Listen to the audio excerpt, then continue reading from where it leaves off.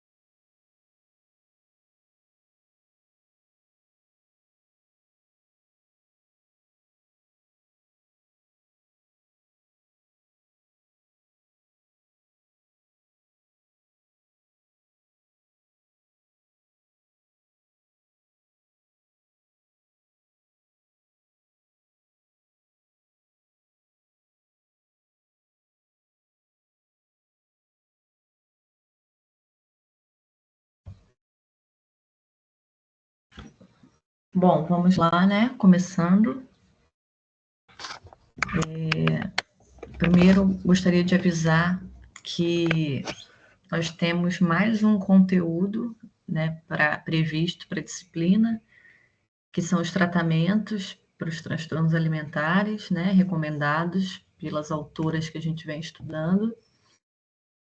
Mas, revisando a matéria, eu achei que seria muita informação, né, muito conteúdo novo para uma prova só.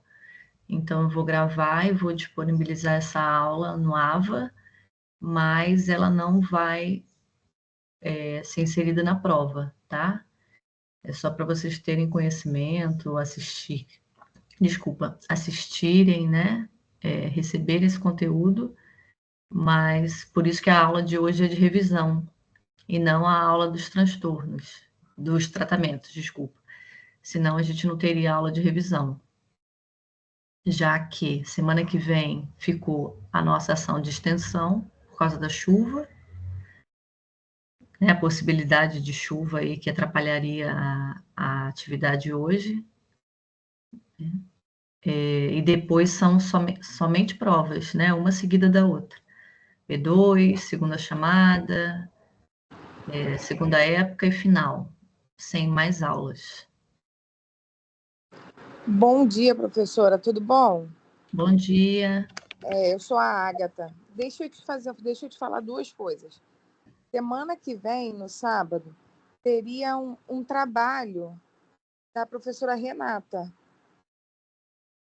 Porque como ela não daria aula hoje, ela tinha marcado para a semana que vem. Mas não seria presencial, seria um trabalho online. E eu estou com um outro problema para passar para a senhora. Como a aula semana que vem seria online, eu não vou estar aqui em Saquarema. Entendi. Entendeu? Porque eu já tinha marcado um compromisso para a semana que vem, porque como a aula seria online, eu assistiria do celular. E aí eu fiquei preocupada agora com essa história do trabalho essa semana que vem. Bom dia. Bom dia, só um instantinho. Quando a previsão, né? O tempo começou a mudar bastante, a previsão era de chuva forte, eu fiquei preocupada, os representantes também, e aí essa questão foi levada à coordenação para a gente pensar um plano B. E a Priscila conversou com a Renata, que é outra professora, né? Uhum. Não sei como ficou o arranjo desse trabalho, mas ela vai dar aula hoje, né? A aula que seria gravada, acredito que ela vai dar a aula, pelo que eu entendi, e aí talvez ela faça algum arranjo com vocês também, né? Tá, deixa eu te fazer uma pergunta. No meu caso, que eu não vou conseguir estar presente aqui, como é que fica essa questão do trabalho? Vou pedir que quem não consiga estar na semana que vem, consulte isso com a Priscila, porque a orientação que eu recebi dela mesma, né, enquanto coordenadora, é que a ação de extensão não é uma aula que você pode repor uma atividade. Então, não teria um trabalho complementar. Não, eu passo lá e converso com ela, não tem problema não. Tá bom? Aí ela deve me passar algum retorno, né? Ontem também algumas alunas me falaram isso no polo, lá no polo da Porto da Roça. Uhum. É porque, assim, como é uma semana que tem um feriado prolongado, né? Que é feriado na sexta, muita gente se organizou, né? Eu trabalho numa rádio, então eu também dependo de certas coisas para poder eu me programar para fazer outras coisas, entendeu? E eu acabei me programando para fazer uma outra coisa, já que eu conseguiria assistir a aula online e o trabalho da Renata não é precisar ser presencial, entendeu? Aham. Mas eu vejo com a Priscila assim. Obrigada, tá, professora? Nada. É porque, assim, essa questão já tinha sido perguntada para mim, e quando eu consultei a coordenação, esse foi o direcionamento, né? Mas agora também com essa mudança, não sei se vai ser aberta alguma questão, mas aí eu não tenho essa autonomia, entendeu? Para responder. Não, tudo bem. Tudo bem, eu vejo com ela, tá? Obrigada. Nada. Alguém mais ia falar? Bom dia, professora. Aqui é Bom Fábia. dia. Oi, Então, Fábia. Desculpa o barulho aqui. assim como a Ágata, né? Eu também não irei conseguir, porque estarei de plantão. Eu trabalho no Rio. E hoje eu estou em casa. Iria participar, entendeu? Só que semana que vem eu já estarei no plantão de sábado. E eu não Claro, eu sei se eu entendo. vou conseguir troca com uma semana. E eu tenho muita dificuldade lá para isso. Então, eu Uhum. também estou nessa situação. Tá bem, professora? Eu vou ter que ver isso, tá? Só Sim, para lhe eu deixar avisar. entendo, gente, o planejamento de vocês, né? Com esse Tá bom? imprevisto também. Eu até gostaria que a gente tivesse feito, né? Aqui não está É, chovendo, mas também era um risco, né? Pelo que estava ontem. tá. Só para lhe pontuar, tá bom? Tá bom, Obrigada. nada. Olha. Mais alguém? Antes da gente começar a revisão? Ou sobre isso, né? Ou outro assunto? Professora, quando é que a senhora vai conseguir colocar o ponto daquele trabalho que ficou sem na nota lá no TOTS? Só depois da prova da P2? Eu não consultei novamente o TOTUS, Cássia, mas novamente, né? Esses casos estão registrados aqui, né? Não é esquecimento, tá, gente? É só que eu tento separar um momento para lançar tudo que tiver para lançar, mas vai ser alterado o quanto antes, tá bom? Depois não, vai ser antes, porque senão vai embolar uma coisa com a outra, tá? Ah,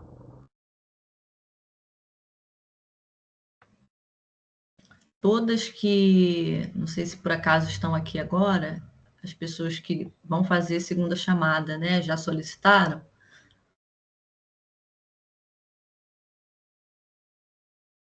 No meu, eu já solicitei, professora, eu mandei para o seu e-mail e para o e-mail da Priscila. Ah, Eu também, professora, já mandei no seu e-mail, não sei se você já viu. Daniele, eu li Daniele aqui. Ágata, Indiamara, Sim, sou eu, Indiamar. Já mandei no seu e-mail. sim. De cabeça a gente não lembra de todos os e-mails, mas se já mandaram, tá mandado, tá bom? Vocês sabem que segunda chamada é matéria toda, né? Sei sim, professora. Inclusive, eu conversei com Priscila, porque no meu caso eu vou ter que fazer 6 segundas chamadas, né? Aí ela Aham, falou até para eu conversar Eu com tenho que fazer vocês 7. para ter um direcionamento do que a gente precisa estudar para a segunda chamada, entendeu? Eu entendi. também, no meu caso, eu vou fazer 7, né? Porque eu estava internada, aí não tive como Nossa. nenhuma. Uhum. Tá bom. Eu passo para vocês depois. Depois dessa aula, eu vou escrever um documentozinho e envio para as representantes com a matéria da prova e os tópicos principais também da segunda chamada, tá? Ai, que ótimo, professor, porque os outros professores estão. Porque com você é difícil até a gente falar, porque é uma aula Uhum, muito curta e não tem como falar, mas os outros professores, sim, como é presencial, aí já estão dando esse suporte para gente, porque eu, no caso, eu perdia todas as provas, e não foi porque eu quis, eu não tive sim. condições mesmo de ir, entendeu? Aí vai ter E o muito. nosso tempo aqui é curto, né? A gente está até pedindo para essa disciplina aumentar a carga horária, porque Uhum, falta tempo para a matéria, falta tempo para o contato com o aluno. sim. E ontem você estava lá e eu nem te vi, porque a gente nem. É, Eu nem te conheci. Depois que eu fui mas ver a foto, não deu nem para falar. é muito corrido, né? E aí tiveram 2 feriados, né? Se eu não me engano, ainda, sábado, dia 2 mais um outro. Então já viu, né? Se você puder fazer isso, eu vou te agradecer muito, que é muita prova para estudar. 14 provas para fazer uma atrás da outra, né? Nossa, e da matéria toda, né? Isso. Bom, gente. Ai, tá passando um caminhão aqui. Deixa ele passar.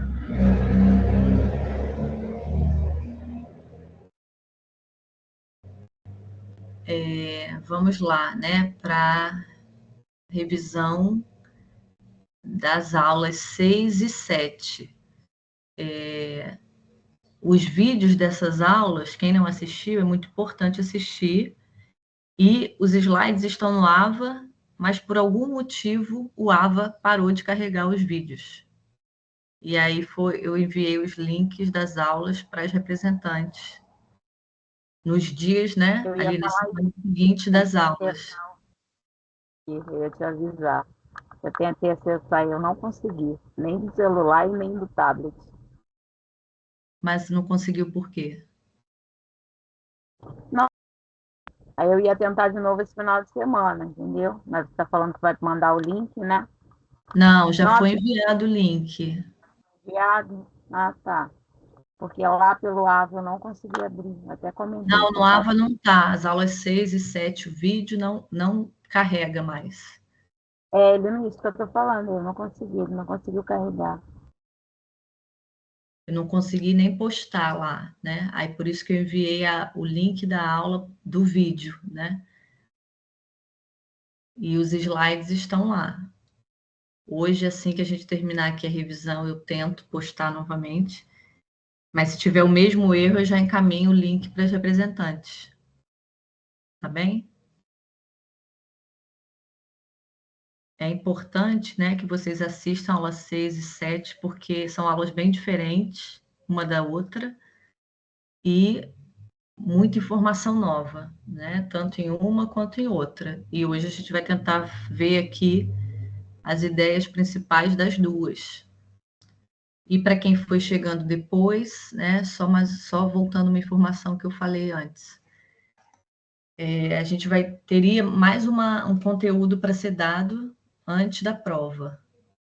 Mas revisando aqui a matéria, eu vi que seria muita informação nova para uma prova só, que seria a aula de tratamentos, né? Direcionados para os transtornos alimentares. Então, eu vou gravar essa aula e disponibilizar o material no AVA, ou, né, numa forma alternativa, mas não vai ser matéria da prova.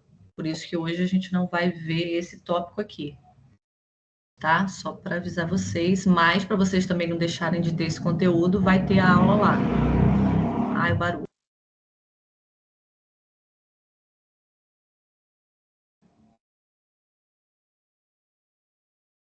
Então, relembrando aqui quais são as aulas, quais são as matérias, né, para P2. As aulas 6 e 7, a 6, que é a nutrição comportamental, da onde vocês tiraram aquele parágrafo, né, para o folder, para o panfleto do trabalho, e a aula 7, que foi a última aula antes do feriado, isso, antes do feriado, que é a aula dos transtornos alimentares, né? Transtornos e dificuldades, tá bom?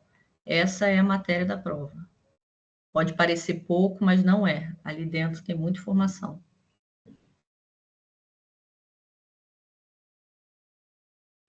Deixa eu abrir aqui.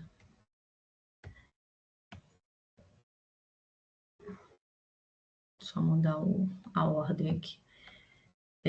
Queria também, né, ouvir, assim, para quem viu as aulas, viu o material, ouvir dúvidas, né?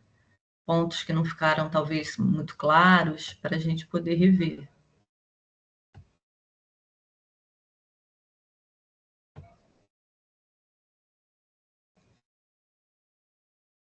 Então, relembrando, compartilhei a aula 6. Então, revejam a aula 6, aula 7 e esses slides, né? A forma de estudar. E essa aula aqui, né? Que vai ser de revisão. Então, vamos lá. A aula 6 é sobre nutrição comportamental, que começa ali a falar, né? Sobre estratégias, técnicas de mudança de comportamento relacionadas à alimentação. E o tópico assim, inicial, né, dessa aula foi a questão da informação, do valor da informação de qualidade. Essas aulas foram tiradas, né, do livro da Marli Alvarenga, lá no final do slide está a referência, e essa autora fala o quanto que o papel da nutricionista, do nutricionista, é relevante, né, quando se dá uma informação sobre alimentação, né? É aquele profissional que vai ser mais ouvido, né? Então, veja só o valor da informação que se passa. É preciso que ela seja confiável, né? Responsável. Então, é um aspecto aí muito relevante para a educação em saúde, né? Podemos dizer assim. Ela fala também do valor da informação, né? Porque existem perspectivas dicotômicas. O que é isso, né? Informações contraditórias. Uma dieta afirma que isso faz bem, a outra afirma que isso faz mal, né? E às vezes a população, o cliente, o paciente pode ficar, né, nesse conflito sem saber o que de fato faz sentido, é certo ou não, né? Então, o valor da informação também por isso.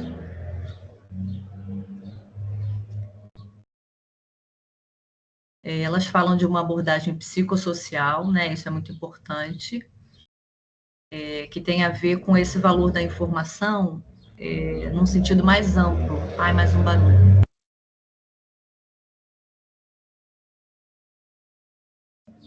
Desculpa, gente, tem muito caminhão passando aqui hoje. Elas falam da informação, da passagem da informação, né? Por isso uma abordagem biopsicossocial que é ampla. O que quer dizer uma passagem de informação ampla? Que não considere apenas o produto, né? Vocês não vão ser apenas consultoras de produto para dizer isso é bom ou isso não. A análise, a abordagem de vocês, né, da informação que vocês venham a passar, precisa ser mais ampla, né, contextualizada, relembrando aquilo que a gente viu lá nas primeiras aulas, contexto, fatores, condição de vida, né? Então, assim, uma ideia ampla de contextos saudáveis e não apenas alimentos saudáveis. Então, não basta dizer isso é saudável, isso não é, né? Mas que contexto é esse? Que estilo de vida é essa? Que possibilidades, né, reais são essas desse paciente, dessa família? Por isso, uma visão mais ampla. Para falar, né, do aspecto comportamental, vai precisar se entender também o porquê e como se come, né? Olha só, o porquê e como se come, porquê, vou sublinhar as duas palavras aqui. Porquê e como, vejam que não é a mesma coisa do que o que, né? Então, elas falam assim, a nutrição não vai falar apenas sobre o que se deve comer ou não se deve comer, mas vai falar também e tentar entender também por que se come aquilo, como se come aquilo, né? Então, entram outras perguntas nessa análise, nessa entrevista, nessa anamnese, não só o que, né? Porque o que pode nos dar uma informação muito superficial, né? E aí você vai apontar, está errado, está certo, está errado, está certo, acabou. E não, isso pode não promover uma mudança de comportamento real, né? Quando você vai além desse o que você come, mas também inclui essas perguntas aqui, as informações vão ser mais consistentes, né? Mais responsáveis. Então, aqui é uma frase do texto, que aqui é uma definição, importante também. O que a nutrição comportamental defende? Que é necessário atribuir valor além do produto, né? Não só isso, mas levando em conta outros atributos. Olha, a cultura, o sentimento, né? A gente viu lá, escreveu também no folder, né? Tem a ver com sentimento, as nossas escolhas, tem a ver com sabor, tem a ver com prazer, tudo que a gente já estudou até aqui. Tinha uma questão também na primeira prova, né? Que era assim, a escolha, né, de determinado grupo tem a ver com maior saciedade, porque tem a ver com baixo custo. Então, assim, o que está envolvido? As pessoas muitas vezes sabem, né, que o que elas estão comendo é saudável ou não é saudável, mas ainda assim comem. Então, o que está em jogo ali naquela escolha? Às vezes a falta de opção, às vezes a falta de tempo.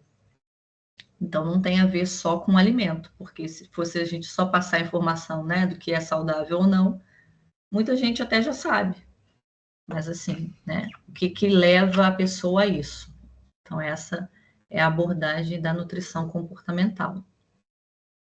E essa abordagem, elas acreditam, né, mais responsável e eficaz a promover mudanças no estilo de vida, do que você só passar uma informação, né, sobre rótulo, por exemplo, sem contextualizar a vida da pessoa. Perguntas até aqui? Comentários? Nenhuma, professor.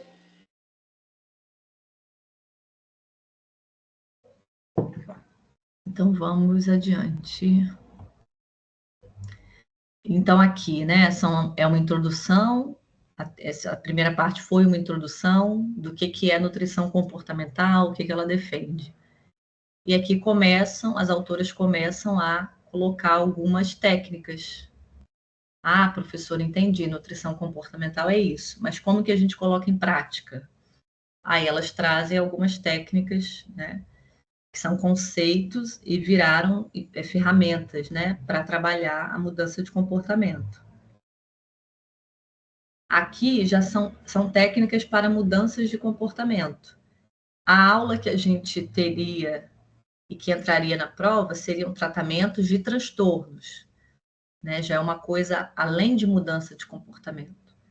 Porque mudança de comportamento a gente está falando para a população em geral que procura nutrição, ou que precisa, né? Está numa instituição de saúde que precisa.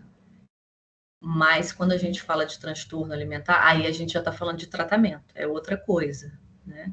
Uma coisa é mudança de comportamento, não tem a ver com o transtorno em si.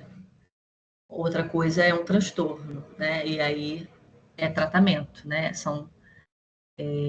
Não basta só tentar mudar comportamento, né? Entram outros aspectos, né? Psicoterapia, por exemplo, às vezes medicação, né? Aqui a gente ainda está naqueles casos que não precisariam de tratamento. Então, uma dessas técnicas, né, ferramentas assim para trabalhar é o comer intuitivo, né? O conceito de comer intuitivo. E, né, para a gente tentar memorizar e não esquecer desse conceito, é interessante memorizar essa palavra, né?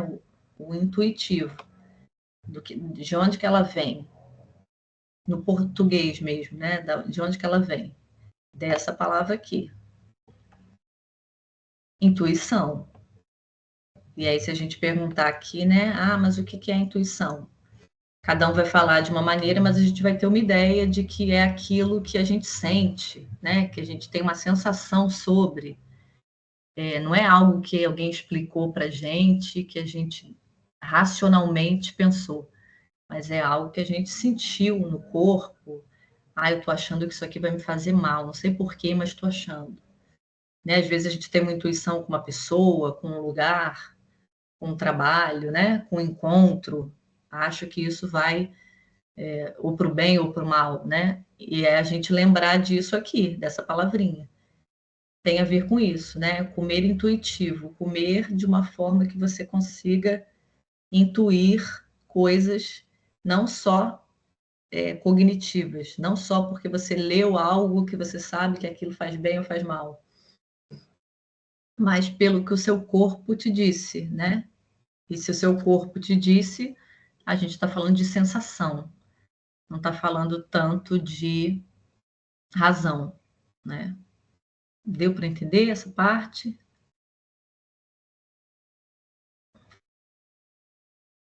Sim, professora. Sim, professora. Então, é importante lembrar dessa palavrinha que ajuda a lembrar qual é o conceito, né? Então, aqui, ó, uma capacidade para sentir, entender, identificar ou pressupor coisas que não dependem de um conhecimento empírico ou conceitos racionais. É uma outra forma de você entender, né? Nenhuma é maior que a outra. Existem diferentes formas da gente entender. Uma coisa é a gente entender racionalmente. Ah, você me explicou e eu entendi. Outra coisa é você sentir no seu próprio corpo alguma coisa, e isso também pode ser uma sabedoria, né? E foi um conceito, né, criado por duas nutricionistas estadunidenses, né, dos Estados Unidos, e que trazem um capítulo específico sobre isso, né, no livro. Então, aqui, ó, capacidade intrínseca, elas falam. Vou sublinhar também. Que tem a ver com as sensações, emoções, né? Capacidade intrínseca, né? Intrínseca é que vem de dentro, né? Que está na gente, com que tem a capacidade que temos de lidar de forma não racional, com os sinais e emoções do nosso corpo. E aí a gente vai ver, quando fala assim, né? Capacidade de lidar com os sinais e emoções do nosso corpo. Não sei se fica claro, vocês percebem que vai ser importante a gente estar atento ao nosso corpo. Porque se a gente está num nível de funcionamento, um estilo de vida, né, que a gente não está atento ao nosso corpo, como que a gente vai ter intuição? Concorda? Sim. Professora, Pode falar. esse slide que você vai botar no AVA é da revisão, né? Já está no AVA. Já tá? Ah, show. Eu Tá? tava tirando foto. Esse é a aula 6, tá? Tá. Ah, no caso é da aula 6. Esses slides é da aula 6. Isso, eu vou passando você e tinha vou montado falando uma o mais revisão. importante, tá? Tá. Tá bom. Então, vou continuar tirando foto. Então, professora, bom dia. Bom dia. Essas coisas que você está marcando de amarelinho, é o que é as mais importantes que vai cair na prova? Não, gente, é mais importante de entender, tá? Porque se vocês deixarem de ler tudo, se lerem só o amarelinho, pode não fazer sentido, tá bom? Mas é assim, o amarelo tem a ver com, assim, ideia-chave, né? Mas não se prendam assim, o amarelinho vai cair na prova, porque isso pode ser uma armadilha. Tem que Se não entender cair todo o na frase que contexto. está ali, né? Vocês vão se embolar no entendimento, tá bom? Se não cair com a palavra que está aqui, vocês podem se embolar. Tenta entender a ideia, porque eu acho que assim fica mais fácil. Faz a anotação do lado, tá? Eu vou sublinhando o que eu acho importante para compreensão, mas não leiam só amarelinho.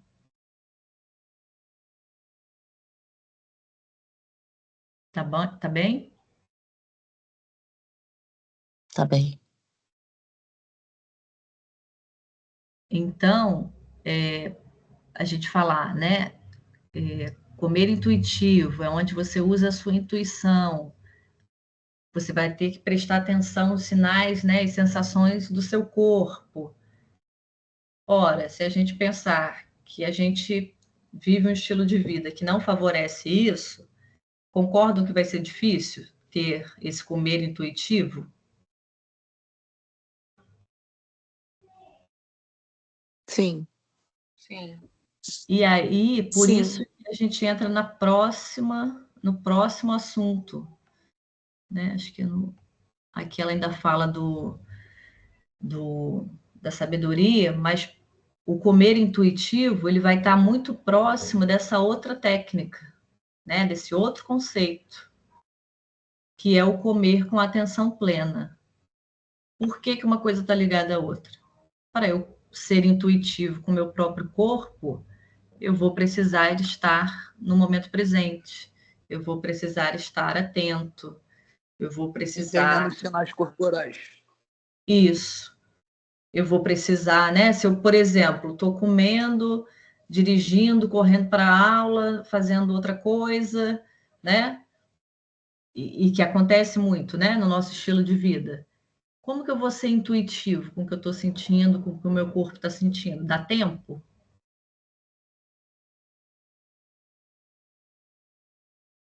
Não, a gente não tem muita essa percepção, né? Dos sinais. A Isso, gente está meio que fazendo no automático porque tem que comer. Mas não isso. necessariamente a gente está prestando atenção no que a gente está fazendo. Isso, Luiz, você falou uma palavra muito importante. A gente não vai ter a percepção. E não tem como a gente ser intuitivo se a gente não tiver uma percepção, né? A gente está desligado do nosso corpo, como que a gente vai perceber algo? Então, por isso que esse convite à mudança de comportamento relacionado à alimentação vai incluir esses elementos. E a gente não está falando aqui, né, de tornar uma pessoa monge budista, porque não é a realidade das pessoas, né? A gente vive de uma maneira acelerada, a gente também já estudou isso, a gente vive de uma maneira competitiva, né, acelerada, num ritmo frenético. Então, dentro desse estilo de vida, né, qual mudança vai ser possível? Né? Não é tornar a vida da pessoa um cenário ideal de alimentação perfeito, mas é assim, né? Algumas mudanças podem ser introduzidas, mas esses exercícios aqui vão precisar acontecer, né? Como incentivadores até para você voltar a reconhecer, né, o que o seu corpo sente em relação a determinado alimento, em determinado momento, né? Se a janta é mais importante, se o almoço é mais importante, né, para aquela pessoa, se o café da manhã, né? Cada organismo é cada subjetivo é um. Então, até para a pessoa poder responder a essas perguntas, ela vai ter que ter um momento de autoconhecimento, né? Digamos assim. E vai pedir que essas técnicas aqui aconteçam.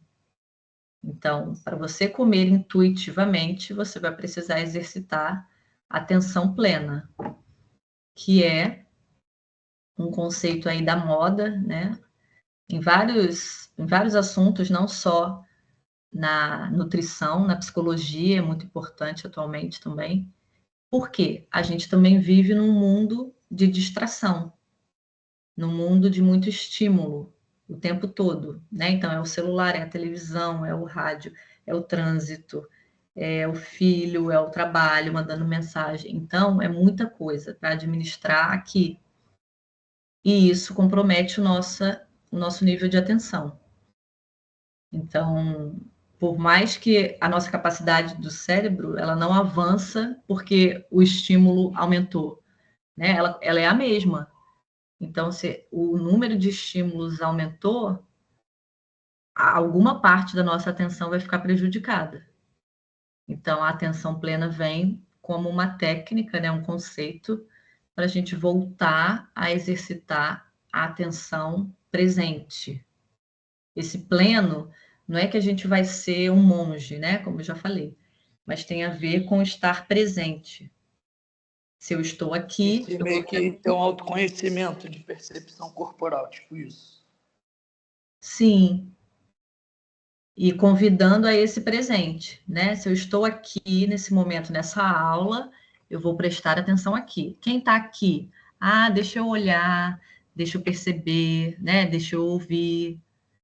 E isso vai servir também para alimentação. Se eu estou nessa refeição, então deixa eu olhar. O que eu estou comendo?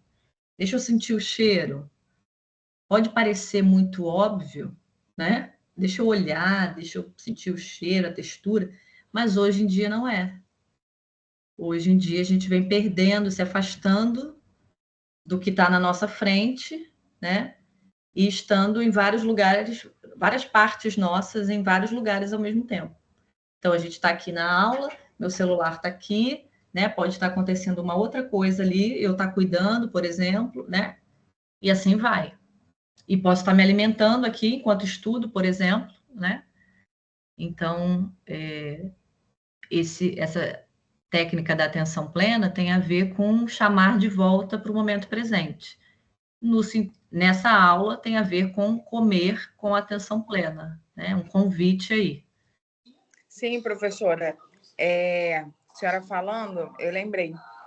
Quando eu fiz a bariátrica, uma das dicas, né, que eu tive até da psicóloga e da nutricionista foi comer em local tranquilo.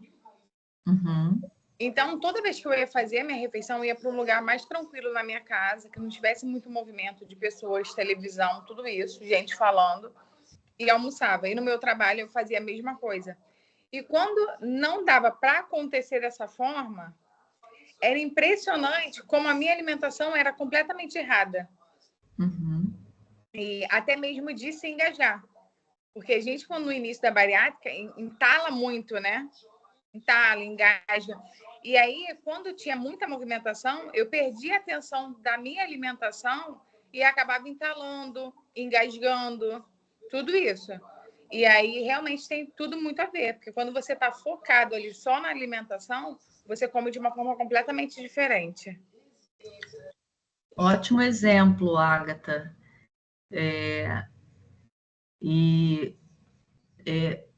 Porque a nossa saciedade também vem, né, de perceber o que a gente está fazendo. Não só saciedade, né, mas prazer também.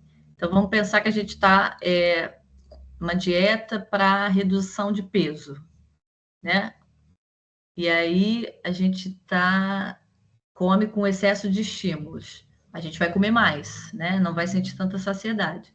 Mas não só aí. Vamos pensar também que a gente saiu e está comendo uma coisa super gostosa que a gente desejou e se programou para fazer, mas a gente está com excesso de estímulos. A gente também não vai sentir, né, aquele prazer desejado, porque vai passar.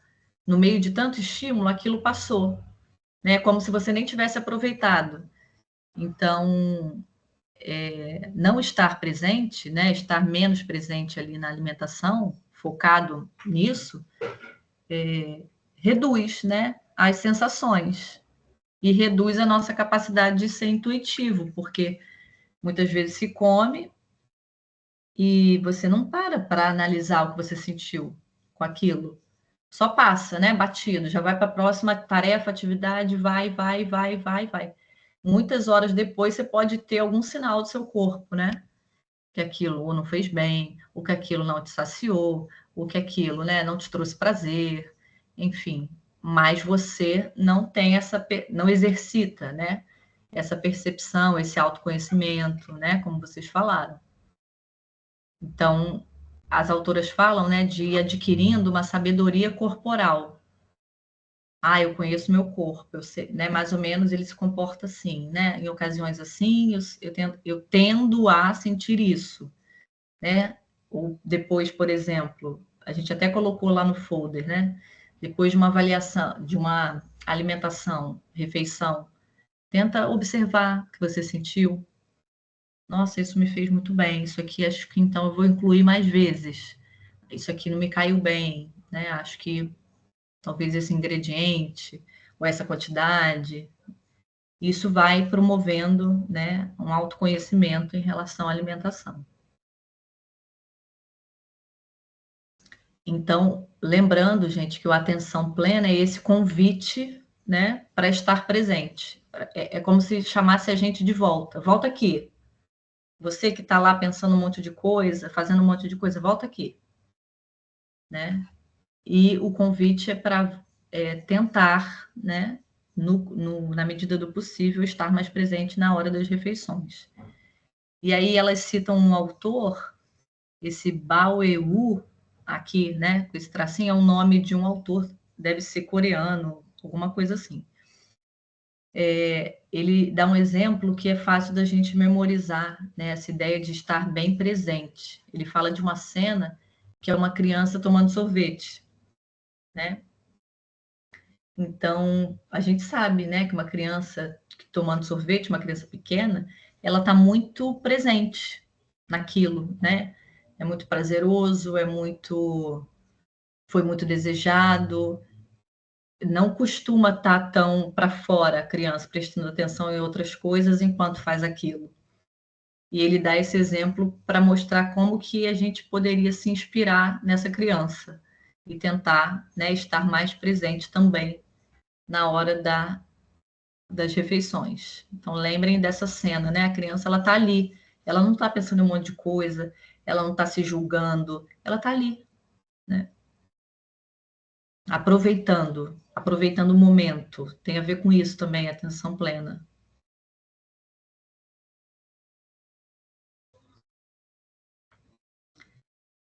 E aí elas falam de competências alimentares, né, que são habilidades para lidar com a criação e poder construir, né, novos hábitos de alimentação. Algumas palavras aqui saíram separadas de forma errada.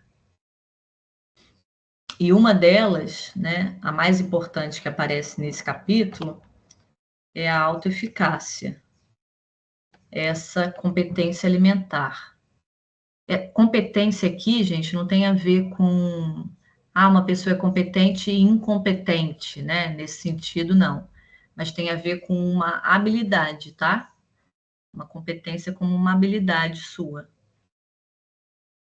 Que a competência envolve essas 3 palavrinhas aqui, né? Dentro de competência, você precisa ter conhecimentos, habilidades e atitudes para, de fato, produzir alguma mudança.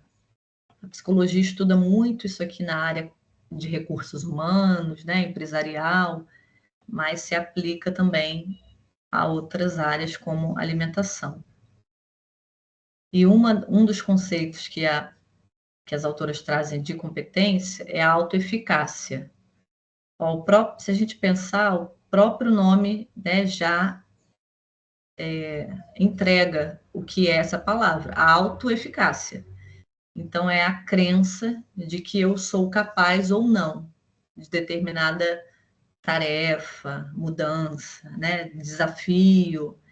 Então, a gente pode dizer que assim, o quanto eu confio em mim, né, o quanto eu confio e que eu posso conseguir aquela mudança desejada, que eu posso atingir aquela meta, né? E isso varia. E isso também pode ser desenvolvido, né? Não é porque nesse momento a minha autoeficácia é baixa que ela vai ser para sempre. A gente também tem como trabalhar isso, né? Então, é uma crença, certa ou não, tá? Então, por exemplo, a pessoa pode ser muito capaz, capaz é um termo ruim, mas a pessoa pode ter muita eficiência, né, em cumprir metas, desafios, e não se perceber assim. Né? Talvez por ter uma autoestima baixa, ela, por exemplo, é uma boa aluna, se sai bem, mas acha que não, né? Não acredita naquilo. Então, é uma crença errônea, né? Não condiz com a realidade. Mas ela acredita nisso, e aí isso também pode ser alterado.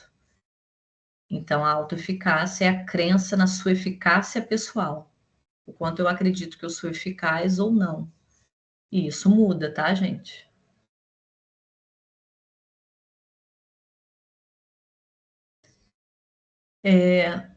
Aqui elas voltam a dizer sobre, elas chamam assim, né, terapeutas nutricionais, colocando a nutrição como uma terapia, né, e que não deixa de ser uma terapia voltada à alimentação. É um cuidado, né, que vocês vão exercer. Então, não é meramente falar de produtos, né, passar uma receita, né, uma prescrição, não é isso. Aí elas falam das outras ferramentas voltadas à mudança comportamental, que é aquilo que a gente começou a ver antes, né? Aquelas 2 ferramentas. O comer com atenção plena, o comer intuitivo,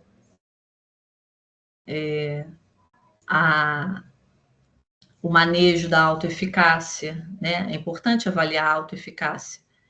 Se deparar, por exemplo, com um paciente ou uma paciente que não acredita, né, que tem aquela imagem assim, eu sou um fracasso, não consigo nada do que eu quero, nunca consegui. Isso vai ser um sinal de que isso essa crença vai precisar ser trabalhada, né? Porque se ela não é uma pessoa com uma fala dessa, com certeza já conseguiu alguma coisa, mas não consegue enxergar, né? Não consegue se ver no lugar de alguém que consegue. Então, isso também vai precisar ser trabalhado, por exemplo, né? Aqui elas falam dos estágios de mudança comportamental, tá? São 4, né? Que vai do nível em que você tem menos informação sobre um assunto até aquele nível que você está mais preparado, né, para executar uma mudança na vida de hábito, seja ele qual for, né? Então, no nível 1, é aquele nível que a gente ainda, a paciente, por exemplo, nem reconhece, né, que precisa de uma mudança, e isso vai se alterando. No nível 2, já se reconhece o déficit, tá? Déficit aqui, tá, gente, não é relacionado à deficiência, mas é o que é relacionado ao que se precisa aprender. Então, aqui no nível 1, né, eu não tenho ainda nem ideia do que eu preciso. Por exemplo, é um nível em que ainda não se buscou, né, um tratamento, um acompanhamento. Na medida em que você, ou a sua saúde, né, indica que precisa de alguma mudança, já tem uma consciência aqui, né, de que você precisa, né, adquirir um aprendizado sobre aquilo, por exemplo. Então, já é um avanço. O próximo passo seria aquele que você já sabe como fazer algo, né? Você aprende, por exemplo, né, que o café da manhã é muito importante para você, que você precisa reforçar essa refeição, que na sua rotina aquilo é o mais importante. Senhora, desculpa, esse aí, próximo passo, é o nível 3 ou o nível 2 ainda? Qual o próximo passo? Esse que você está falando agora, ainda é relacionado. Esse é o 3, né? Isso. Então, nesse nível aqui, né, conscientemente capacitado, você já mapeou, né, a sua dificuldade, já sabe aonde você precisa mudar, né? É isso, já sabe onde você precisa mudar. Então, esse exemplo que eu estava dando. Eu já sei que na minha vida, na minha rotina, se eu ficar sem aquele café da manhã reforçado, vai fazer diferença no meu dia a dia, na minha semana, né? Então, envolve uma preparação. Então, você já sabe o que precisa, mas aquilo não está pronto, né? Não está executado. O nível 4, né? O 4º nível seria essa competência, né? Adquirida já. A etapa final da mudança comportamental, já se aprendeu, né? E se sabe agir de forma diferente. Então, é aquele ponto em que a gente sente, né, que adquiriu já um hábito. Isso aqui, para mim, já está fazendo parte da minha rotina, eu já consegui incluir, né? A gente vê isso, às vezes, no exercício físico, né? Chega um ponto que aquilo já está fazendo parte. Não tem mais tanto sofrimento para encaixar, né? Quando é bem sucedido, né, o encaixe. Então, seria um pouco esses estágios, tá? Então, o primeiro você nem sabe, né, de um problema, o segundo você já sabe e tenta buscar, tenta entender qual é sabe que tem um problema, precisa entender qual é o problema, né, qual é o que vai precisar ser mexido com aquele problema. No terceiro, você já entendeu qual é o problema, já sabe o que vai precisar ser mexido. E no quarto, isso é mexido, né, isso é alterado. E que não é tão simples assim e fácil, né? Como eu falei aqui, é só um exemplo, né? Tudo isso leva tempo, leva fase, tem subidas e descidas, e não é porque a gente chega no nível 4º que vai ser aqui para sempre, né? Podem surgir outros desafios, outras metas, né? Ou até o desejo mesmo de mais metas, né? Conseguir essa. Agora vamos para a próxima. Aí volta lá para o nível 1, ou já para o nível 2, né? Porque você já reconhece. E assim vai. perguntas sobre essa aula?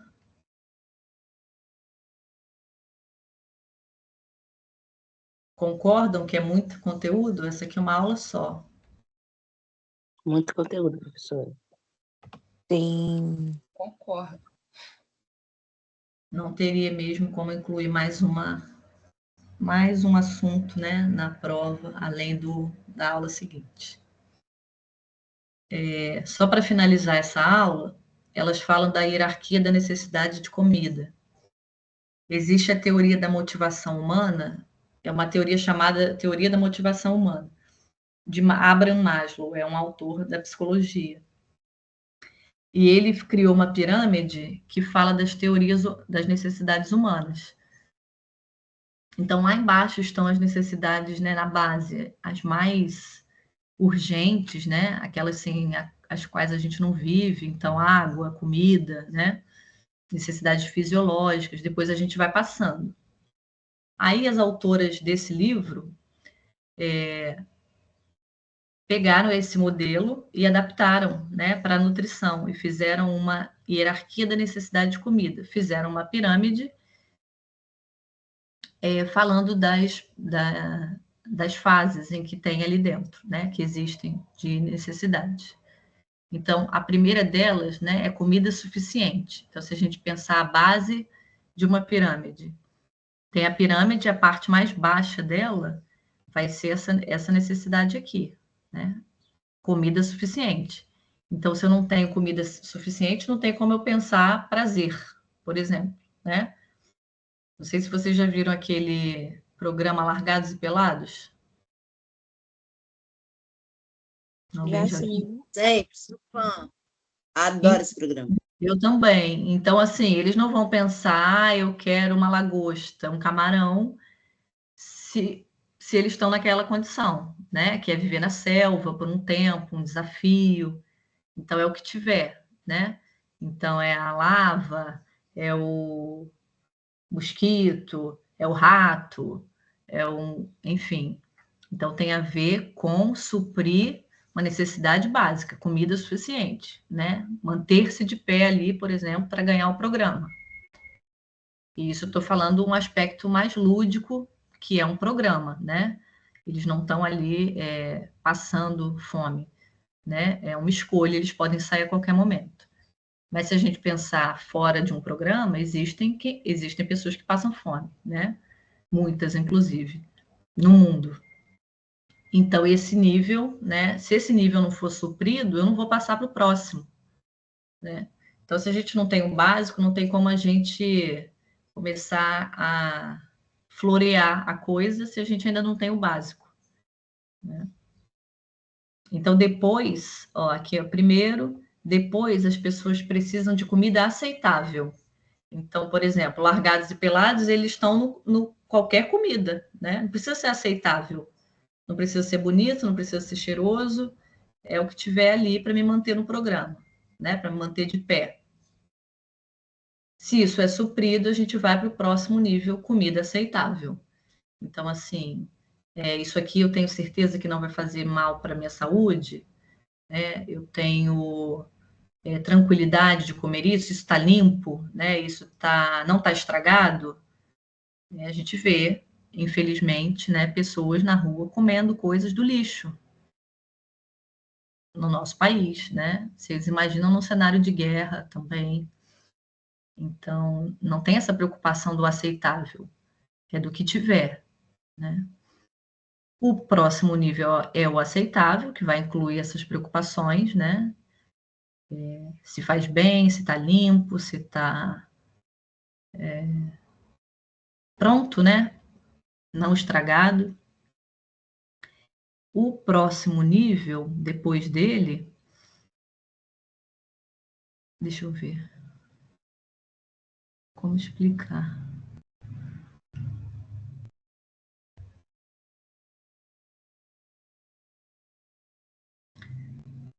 O próximo dele é comida comum, né? Comida regular, normal. O que tem a ver com isso? Tem a ver mais com a quantidade, com a regularidade, né? Por isso esse regular. Então, no primeiro, falta comida, né? Então, a meta é conseguir comida, seja ela qual for. No segundo, tem comida, a preocupação é aceitável?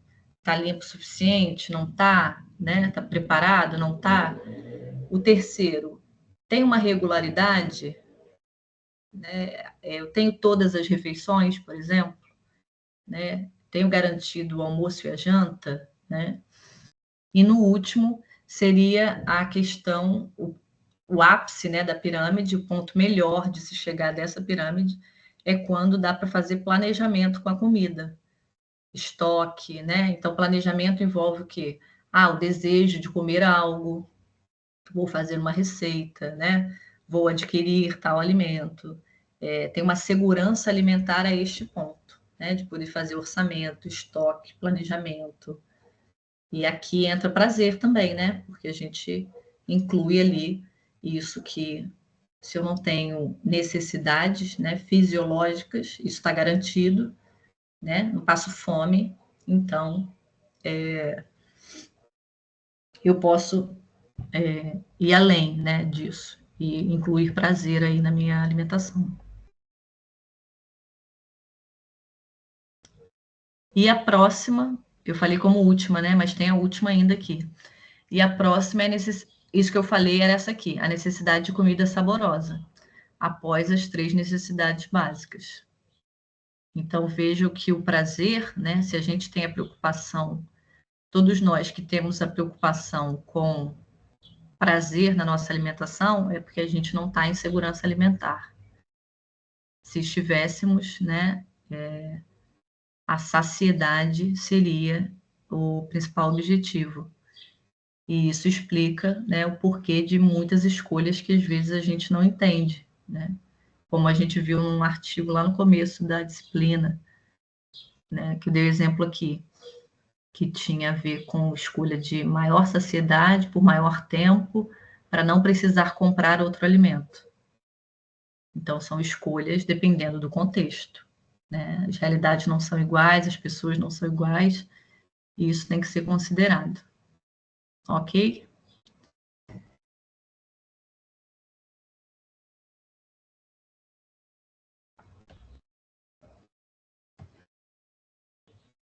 Perguntas sobre essa aula?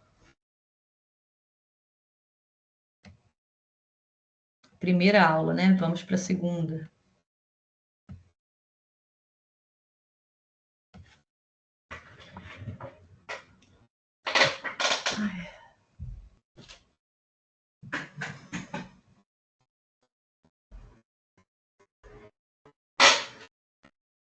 A segunda é a aula 7, tá, gente? Segunda aula para a prova, que eu estou dizendo, mas é a aula 7 e fala dos transtornos alimentares. Eu acredito que seja um conteúdo menos novo e menos estranho, talvez, para vocês, do que a aula 6, né? Que é mais novidade. E também é uma aula menor, mas são assuntos muito importantes, né? Um entendimento inicial e básico sobre os transtornos, sobre a ideia de que nem tudo é transtorno também. As autoras trazem isso. E eu vou compartilhar aqui para a gente falar da aula 7.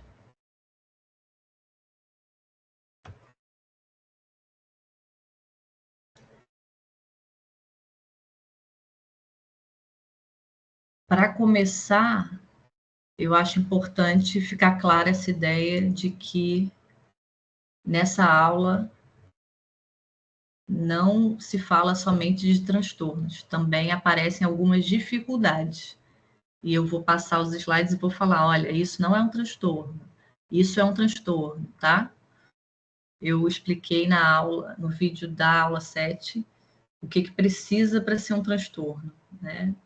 Precisa de tempo, um tempo específico para cada transtorno, precisa de prejuízos na vida, então aquilo precisa atrapalhar a sua vida, seja financeiramente, socialmente, psicologicamente. e precisa dos sinais e sintomas. Então, para ser classificado como transtorno, gente, é da psiquiatria. Então, a gente não pode chamar qualquer coisa de transtorno, tá? É uma coisa mais rigorosa para chegar nesse ponto. Muitas vezes chega, né? E tem como sair também. Mas a gente não pode sair por aí dizendo que porque uma pessoa tem determinado sintoma, ou característica, ou dificuldade que é transtorno, tá?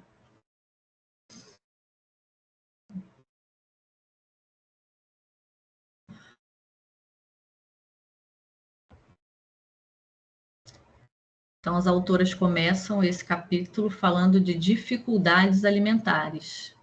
E elas trazem essas dificuldades na infância. Ó, eu sublinhei o amarelo aqui, ó, para vocês verem que aqui é dificuldade, não é transtorno. Podem ser de origem orgânica ou comportamental. Orgânica, né, quando a criança tem, de fato, alguma condição ali biológica que atrapalha, né, que traz uma dificuldade alimentar, doença celíaca, doença de refluxo, né, alergia. Então, não é o comportamento daquela criança, é algo no corpinho, né, no organismo dela que não tolera e que traz essa dificuldade. Mas também tem dificuldades comportamentais. Tem a ver com a personalidade, com a história, com situações que ela pode ter vivido, né? Então, as dificuldades, elas pontuam que existem 3 categorias de dificuldade. Dificuldade relacionada à quantidade, né? A criança que come pouca quantidade e vai trazer problemas, né? Para ela e para a família, estresse, angústia, né? Criança em fase de desenvolvimento que come pouco, seja por questão orgânica, seja por questão comportamental. Outra categoria é a criança que é seletiva em relação à característica sensorial dos alimentos. Então, ela é seletiva à textura, à cor, a cheiro. Então, eu só como comida amarela. Né? Isso pode ter a ver com sensorial, não só com escolha, com birra, com manha. Também pode ser manha, né? Mas, às vezes, quando é, por exemplo, textura, né? Eu só como uma textura seca. A outra mas dá na criança aquela ânsia, né? Ou ela chega, né, a não manter a alimentação, né? Então, pode ser uma questão sensorial e se tiver muito ligada à questão sensorial, pode estar dentro do transtorno do espectro autista. Mas não é um transtorno dentro do transtorno, é uma dificuldade dentro do autismo, por exemplo. Ou outros, né? Dentro de outros. E tem essa outra categoria, que é aquela que a criança tem medo de comer porque aconteceu algum trauma. Então, se a gente pensar um peixe, né, por exemplo, com espinha, a criança já engasgou, já passou por um episódio ali difícil, e ela, né, recusa aquilo por medo, né, por trauma de repetição daquilo ocorrer de novo.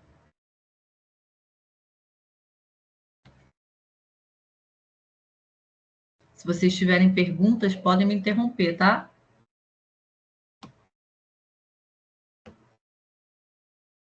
Seletividade alimentar.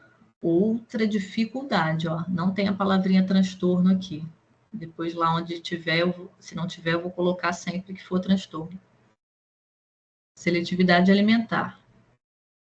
Ela vai ser caracterizada... Professora? Pode falar. Professora, isso acontece, tá ligado a quais fatores na fase, na criança? Abuso? Como seria? Isso o quê? A compulsão. Compulsão vai aparecer lá no final e compulsão é transtorno, tá? Eu falo mais disso depois, pode ser? Pode ser, obrigada. Nada. Mas é importante você perguntar agora, porque já fica claro que, ó, compulsão não está aqui, tá?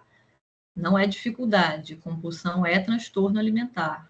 Já é um caso mais avançado, né? Uma dificuldade que já chegou num ponto maior, e já foi classificado como transtorno.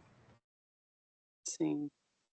É porque meu filho foi assim na fase, entendeu? Desde criancinha, ele tinha essa coisa de comer, comer, comer, comer muito.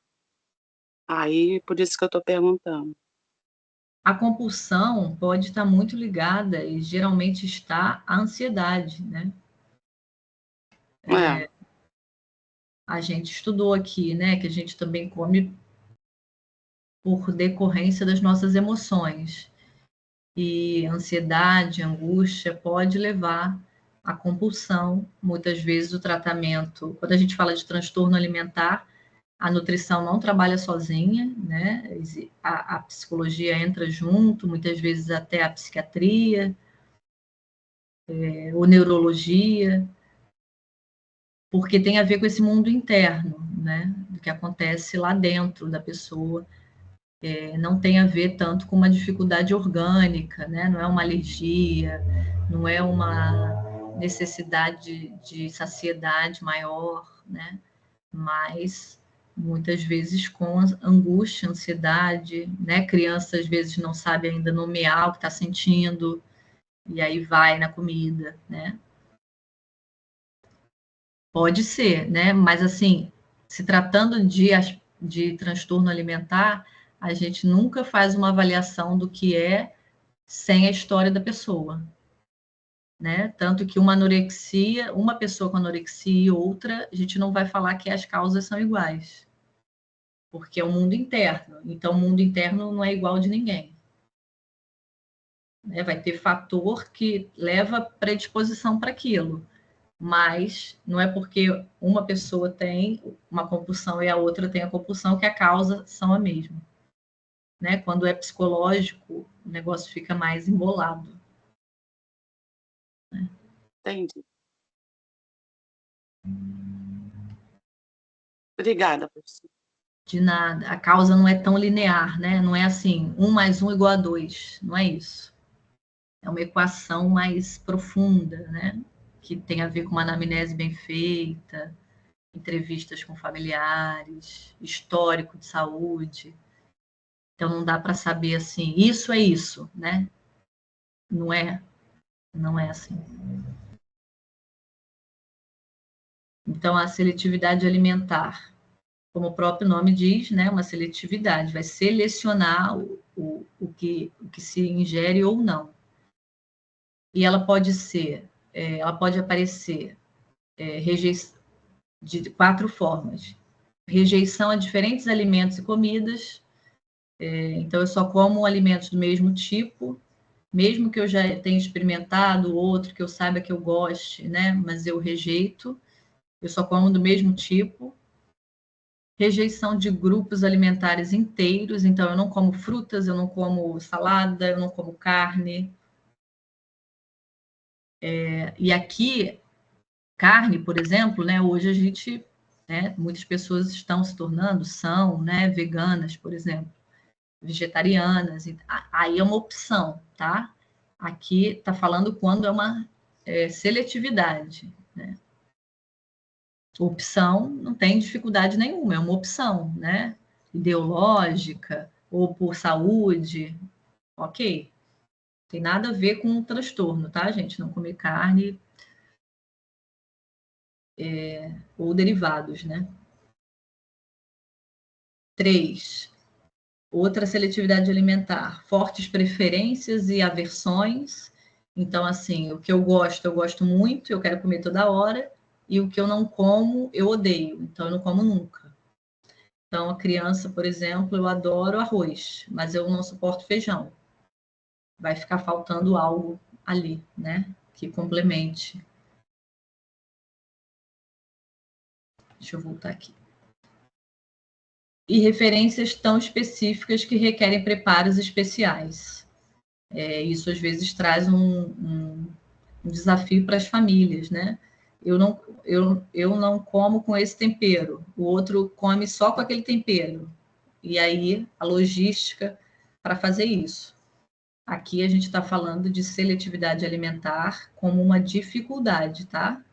Então, não é transtorno. A gente está falando só de hábitos e dificuldades que, né, trazem aí desafios para as famílias. Professora, Pode falar. bom dia. A respeito da seletividade, até o meu neto, ele cresceu, ele agora está com 12 anos, aversão a qualquer tipo de proteína. Eu cheguei a ponto de pedir à mãe dele, poxa, faz um exame nele, porque a gente sabe, né, que a língua, a gente tem as papilas gustativas, cada uma tem, né, a palatividade para doce, para o salgado, né? Uhum. E eu ficava muito preocupada, realmente. Hoje ele tem uma deficiência de B12. É só comportamental? Isso que eu gostaria de entender, porque no caso dele foi feito o exame e não constatou nada, né? E eu sempre tentei inserir, porque às vezes a criança não gosta de uma carne vermelha, mas gosta de um frango, e ele, não, vovó, só gosta de comer arroz e feijão, vovó. Sempre assim. É só comportamental? Boa pergunta, Patrícia. Muitas vezes não chega a ser comportamental, mas sensorial. Né? Você falou aí da língua. Pode não ter um problema orgânico que explique. Assim, que explique que não é uma alergia, né? Que não é uma intolerância, mas a sensação é desagradável. E isso influencia nossas escolhas. Então, ele pode ter uma sensibilidade maior do paladar, né? E que para aquele tipo de alimento não é agradável o retorno que ele tem, né? Sensorial mesmo, de percepção, de sensação. E aí acaba por restringir, né? E isso não é comportamental, porque é do corpo, né?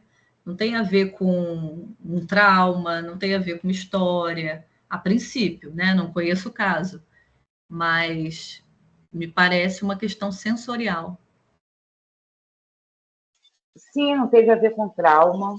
Eu sempre inseri na sopinha dele, mas quando ele começou realmente, aquela fase, né, depois de 2 anos, ele começou a rejeitar qualquer tipo de proteína.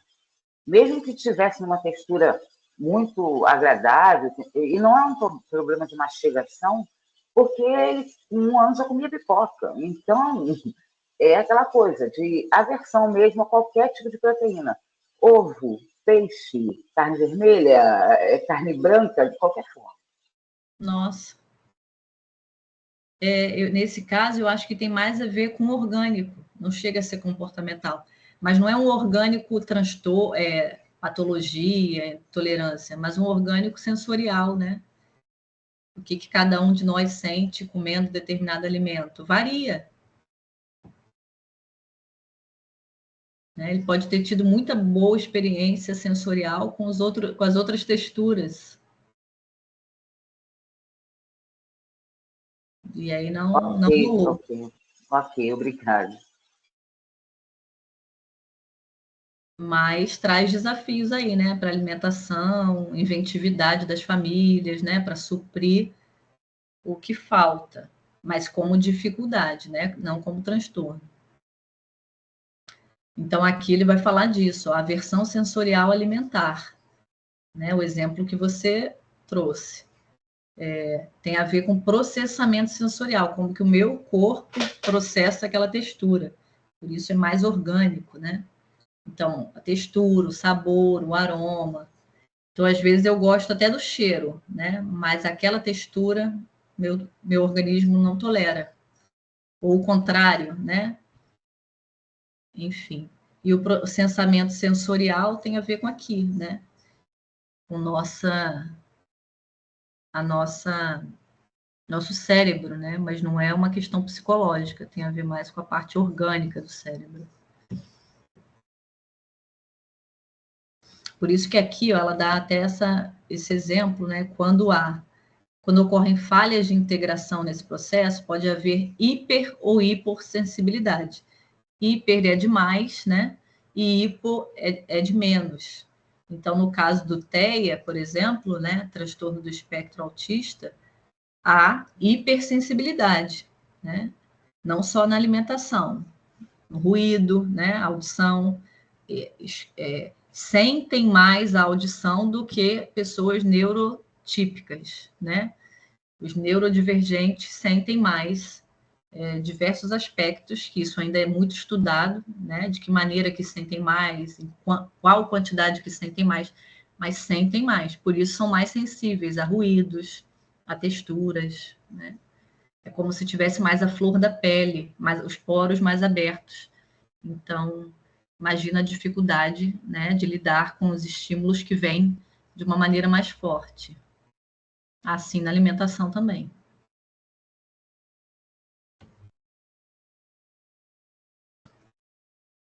Aí aqui, ó, já mostra quando a seletividade vira transtorno.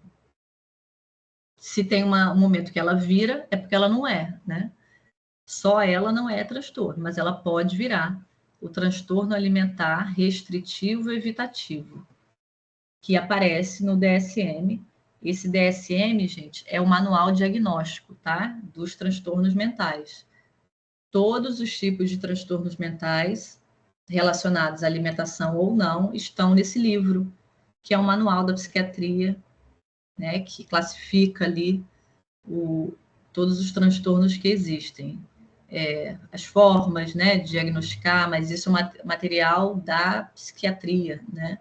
A gente não utiliza, a gente utiliza às vezes para consulta, né? Mas eles trabalham com isso.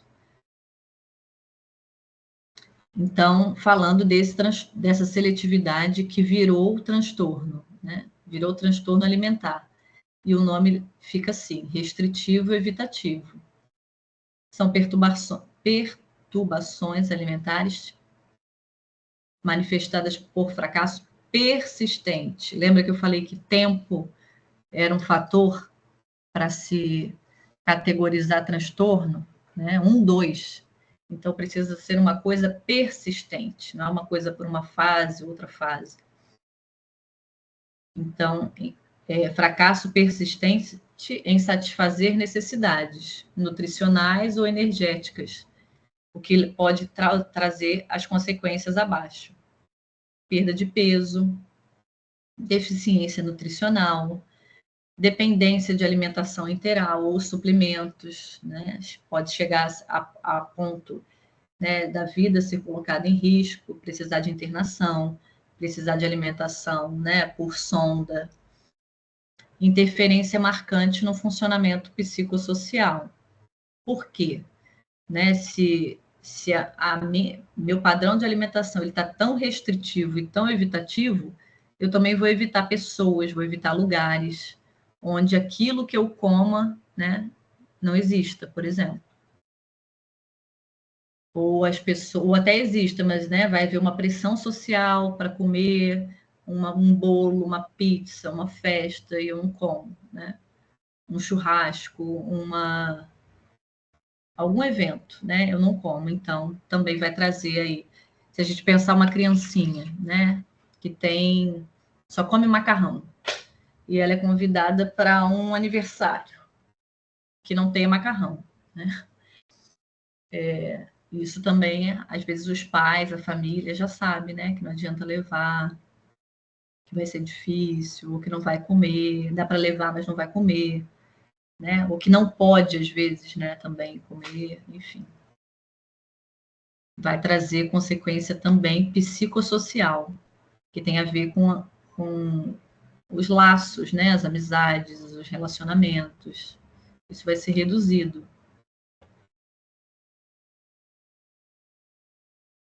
Próximo tópico é a ortorexia nervosa. Não tem a palavrinha transtorno aqui, ó. Então, não é transtorno, tá?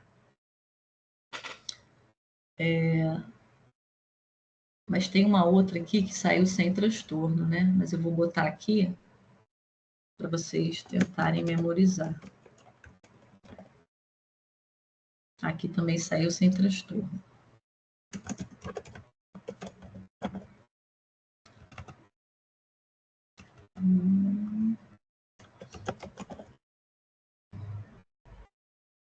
Ortorexia nervosa, um comportamento focado e preocupado, né? Começa com um comportamento focado, preocupado em cuidar da saúde, né? Melhorar hábitos, mas isso vai passando do ponto, vai evoluindo para alguma coisa que passa a trazer também prejuízos para a sua vida, né? Prejuízos de relacionamento, prejuízos de vida social, e até prejuízos, né, para a própria saúde, porque saúde não tem a ver só com um alimento adequado, né, mas também tem a ver com prazer, com alegria, com saúde mental, né? Então, se essa preocupação toma a sua vida de uma maneira que você consegue pensar em outra coisa além de uma alimentação saudável, isso também não é muito saudável, né?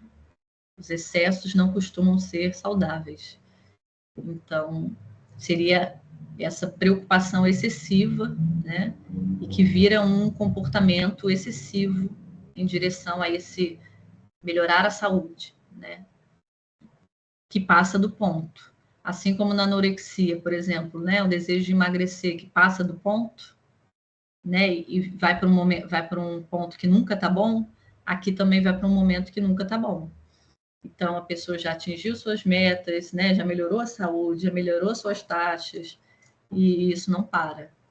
Claro que existe um cuidado, né? Que deve ser mantido em saúde, mas assim, né? Aquilo vai ocupando mais da vida dela de uma maneira ruim, né? A alimentação passa a ser preocupação central do dia a dia. Se a gente pensar bem, isso não é saudável, né? Tem a vida acontecendo, mas não é um transtorno, tá? É um comportamento que pode chegar a levar a algum transtorno. Professora? Pode falar.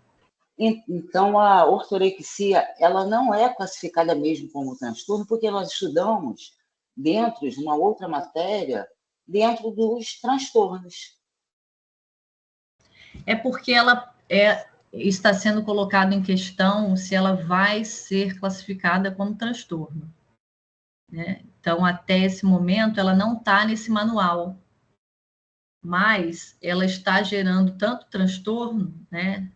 Ela está apresentando esse comportamento, está apresentando aqueles 3 elementos que eu disse, né? Que precisam existir para ser considerado um transtorno. Então, nesse capítulo, as autoras falam, né? Ainda não há uma clareza se isso vai ser classificado, né? Mas pode ser que sim, pelo manual, tá? Talvez o material que tenha usado já fale como um transtorno, assim, porque traz, né, prejuízos para a vida da pessoa. Mas como um transtorno da psiquiatria ainda não está. Talvez entre aí nas próximas edições, porque esse livro ele vai se atualizando.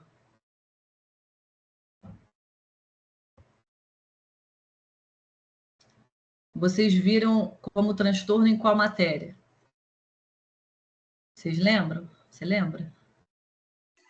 Educação alimentar e nutricional estava dentro realmente dos transtornos, classificado como transtorno. Entendi. Esse livro dela é recente e elas usaram o último manual, né? Assim, se basearam na última versão. Depois eu posso até consultar outros capítulos dela para ver se tem alguma atualização. Mas não entrou ali no grupo, entrou como uma dificuldade que pode levar assim como esse próximo tópico, que também é uma dificuldade que pode levar ao transtorno. Então, está muito perto de ser, né? Mas ainda não entrou no DSM, pelo menos.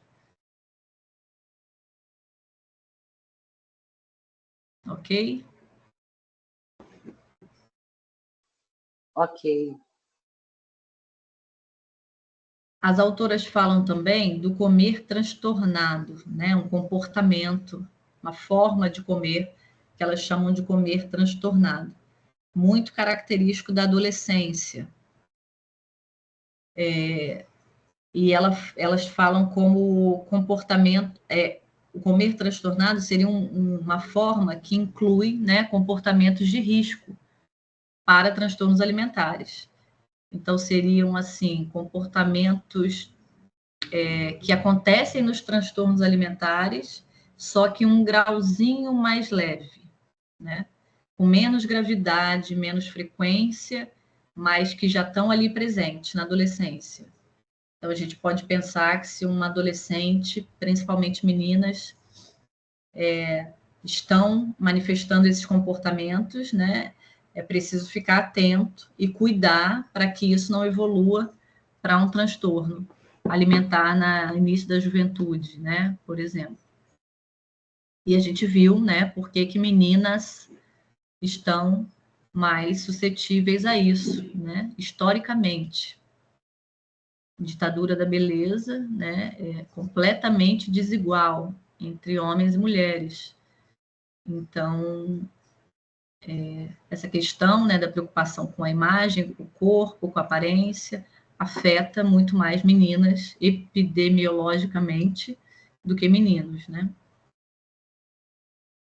Então, são comportamentos de risco, né, que são sintomas clássicos dos transtornos alimentares, mas que ocorrem de forma mais leve e com menor frequência. Quais comportamentos?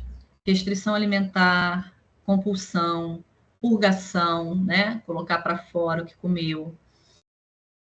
Práticas também menos graves, deixar de fazer uma refeição, tomar remédios para emagrecer, substituir, né, alimentos por fórmulas, comer pouca comida, fumar para emagrecer. Então, são hábitos, né, que se precisa ficar atentos, porque são comportamentos de risco para transtornos alimentares. Se isso não for, né, manejado, observado e cuidado na idade que começa, esse comportamento pode evoluir para os próximos aqui que a gente vai ver.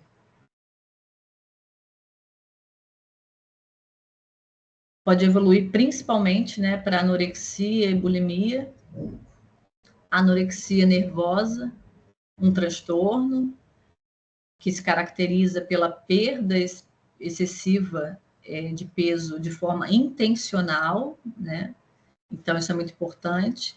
Não é o emagrecimento em decorrência de um adoecimento clínico, de uma depressão, mas que a pessoa não pensou em emagrecer, né? Ela só emagreceu na depressão, por exemplo.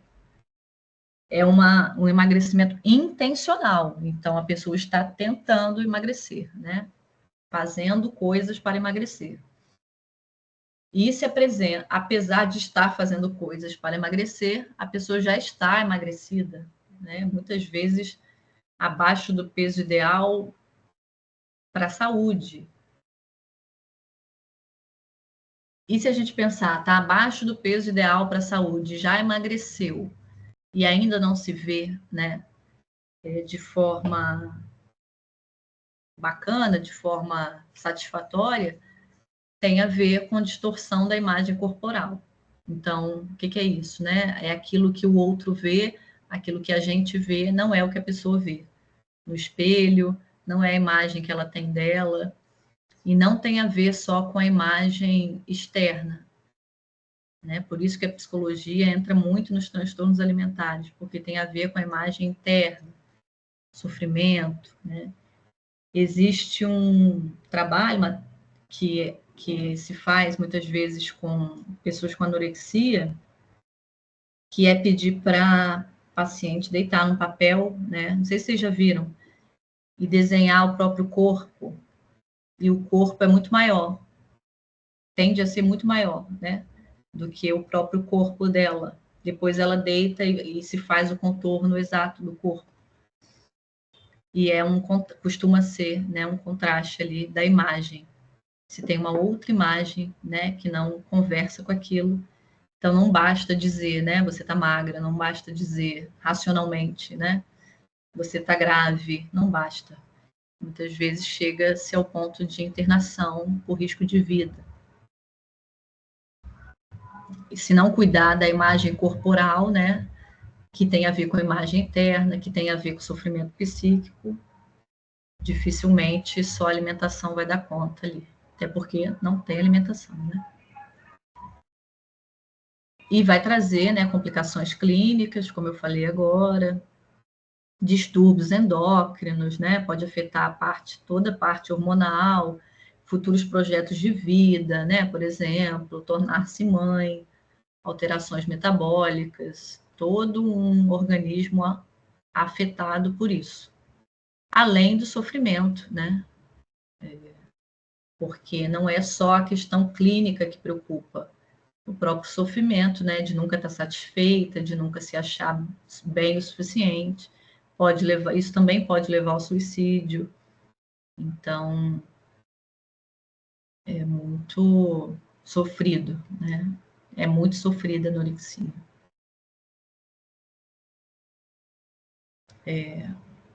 A bulimia também é um comportamento ligado, né, a essa questão do peso, né, a preocupação com o peso, costuma ter um início mais tardio, na adolescência, idade adulta, e aqui os episódios são de comer demais, né, não de não comer. Só que há preocupação com o peso, assim como na anorexia.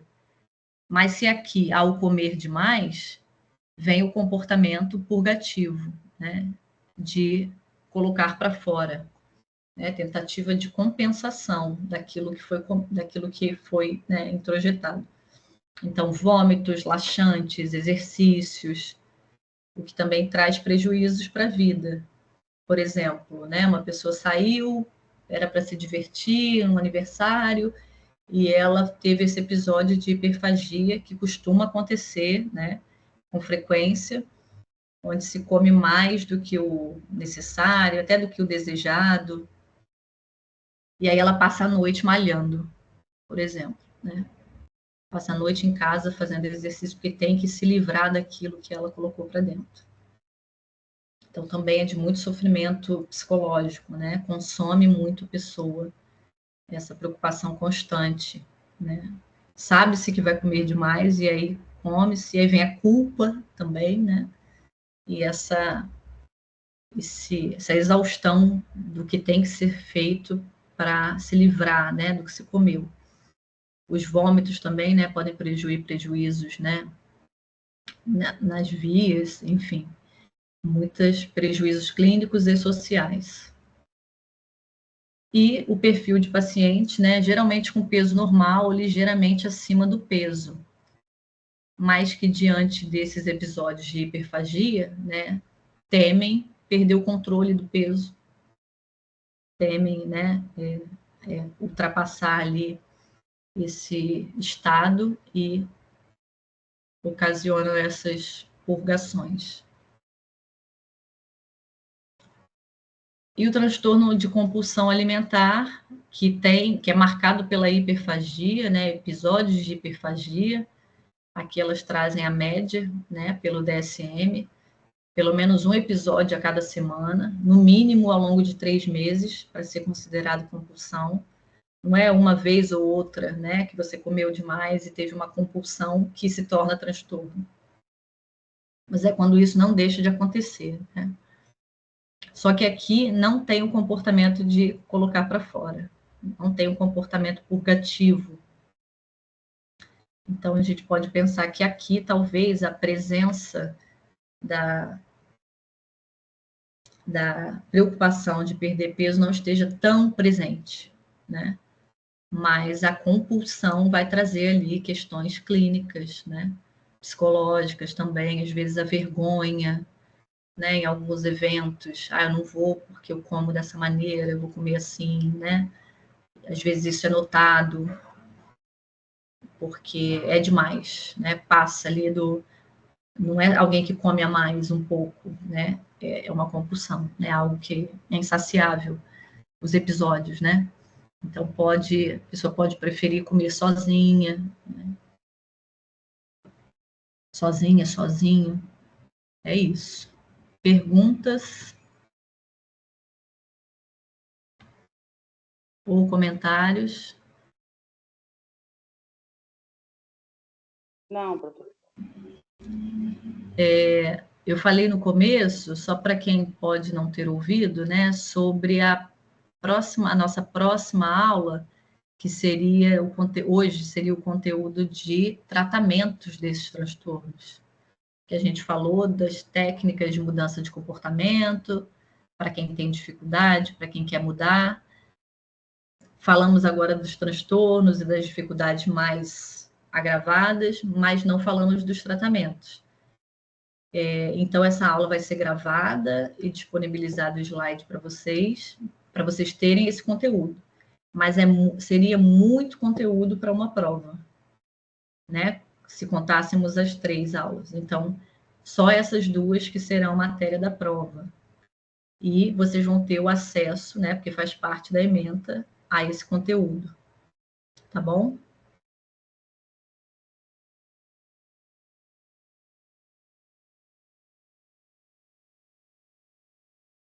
Nossa ação de extensão, né? Foi remarcada por conta do risco de chuva forte. Acabou que eu acho que não choveu forte na hora, mas né, era um risco real, a chuva de ontem também.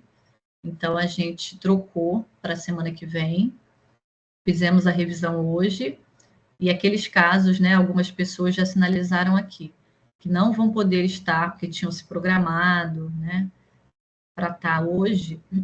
Eu peço que faça contato, por favor, ou passe o nome, não sei se para as representantes, mas que façam contato com a Priscila, porque a orientação que eu tive é que, como é ação de extensão, a gente não pode passar um trabalho a mais para quem não estiver lá. Só que teve essa mudança também, né? Então, eu não sei se isso vai ser flexibilizado, mas eu não tenho autonomia para passar um trabalho com essa orientação que eu tive. Tá bom? Professora, Tá bom, professora. a Indiamara pediu para avisar que ela foi expulsa da aula e não está conseguindo voltar, tá? Foi expulsa da aula? Ela falou que expulsaram ela da aula e ela não está conseguindo voltar. Mas às vezes é o próprio sistema mesmo. Acontece algumas vezes. E aí, Indiamara, tá? Da turma. Quem puder estar, né, sábado que vem, acredito que a maioria, né, torcer para que a gente consiga fazer um trabalho bacana, tá tudo pronto, a gente estava pronto, né?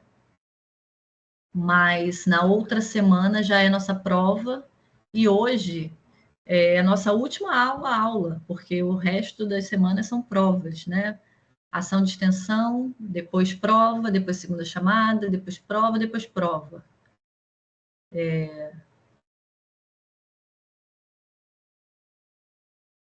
Mais alguém quer falar, comentar alguma coisa? Professora, bom dia. Bom dia. Então, na semana que vem, eu possivelmente não vou conseguir estar presente no trabalho de extensão, porque eu trabalho de plantão. Eu vou tentar até uma troca, mas eu acho que eu não vou conseguir, porque eu já tentei antes e não consegui, mas eu vou tentar mais uma vez. Como a gente iria fazer hoje, porque eu trabalho, minha escala é retroativa, então um dia da semana vai mudando. Então, possivelmente, semana que vem, eu não vou poder estar no trabalho. Eu queria saber o que eu posso fazer para poder fazer um outro trabalho, para poder entregar, como é que vai ficar a situação da nota, né, do trabalho. Então, Rayane, eu falei disso um pouquinho antes, eu peço que você faça contato sobre essa situação com a Priscila, porque até antes dessa mudança, né, do dia, a orientação que eu tinha é que não poderia ser feito outro trabalho, porque é uma ação de extensão. Mas, diante dessa mudança, talvez, né, haja alguma flexibilidade, não sei. Tá ok, então, obrigada. Professora, Oi, a respeito dessa ação de extensão, quem não puder estar presente simplesmente fica sem nota? Porque fica sem a segunda pontuação, a princípio, né? Sim, porque eu estou observando realmente muitas pessoas não poderão, inclusive eu também me programei, porque até a professora sabe, a gente tem aula no sábado, No sábado que vem também eu não estarei aqui no município, me programei para isso e eu ia acompanhar a aula, né, online. Então, eu estou observando que muitas pessoas estão com a mesma questão, né, já se programaram, e até aconselho a professora a conversar com a Priscila, porque eu acho que muita gente vai faltar. Eu posso falar disso com ela também, mas eu peço que vocês falem, tá? Professora. Se tiver qualquer novidade, eu vou passar para vocês. Professora, então, eu já fiz contato com a Priscila. A primeira resposta que ela me deu é que o aluno tinha que apresentar um atestado a você e você avaliar. Aí eu até falei para ela, eu falei, olha só, Priscila, a gente falou com a professora e a professora pediu para a gente falar com você. Então, a gente precisa de uma solução. Porque a pessoa vai ficar sem nota, né? Porque nem todo mundo é devido a atestado. A gente tem alunos aí que vão estar de plantão, né? Vão estar trabalhando, mas temos alunos que trabalham de forma autônoma. Como que é? Gente, deixa eu falar uma coisinha para vocês. Eu entendo todos os motivos, respeito e houve uma mudança. Mas eu não tenho autonomia de decidir o que vai ser feito. Não, eu sei, eu entendi. Eu falei isso para ela, eu falei isso para a Priscila.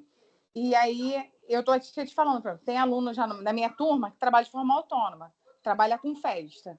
Aí não fez festa essa semana, deixou para fazer festa na próxima semana. Como é que ela vai falar para o cliente dela que ela não vai atender ele semana que vem? Uhum.